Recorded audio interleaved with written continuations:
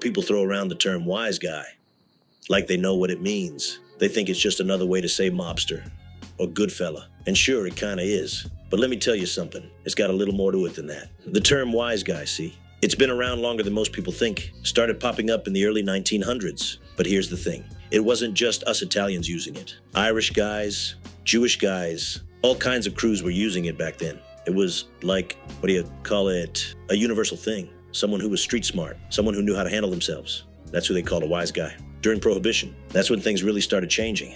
That's when our thing, this thing of ours, really started taking shape. The term started sticking more to the Italian crews, especially in places like New York, Chicago, Detroit. Why? Because we were building something bigger than just neighborhood rackets. We were creating a real organization with rules, with structure. But let me tell you something about those early days. People think it was all chaos before the 20s, like some kind of Wild West show. That ain't exactly right. There were already organizations running things in the cities. Irish crews, Jewish outfits, you name it.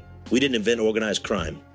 We just refined it. By the 1930s, that's when the term really meant something specific. The feds, they started using it in their reports. The newspapers picked it up. A wise guy wasn't just any schmuck breaking the law. It meant someone who was connected, someone who was part of the family. And I don't mean just blood family, if you catch my drift. Here's what people don't understand. Being a wise guy wasn't just about being tough or smart. It was about understanding the whole game. Politics, business, street life, all of it. You had to know how to move in all these different worlds. It wasn't enough to just be muscle or just be good with numbers. You had to understand people, understand power. And another thing, when the old timers came over from the old country, they brought their own ways of doing things, but they had to learn new ways too.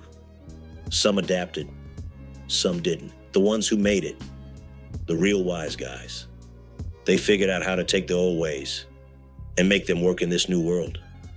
So when someone calls you a wise guy, they're not just saying you're in the life. They're saying you understand the life. There's a difference.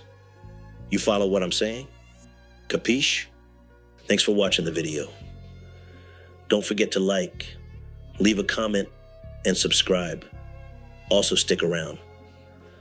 Watch another video. Check out me talking about the history of the mob's ties with the music industry. Remember, we got to get that watch time. We're almost at 1,000. We still need like 3,000 hours of watch time. So I need soldiers cracking thumbs up and binging videos. See you in the next one.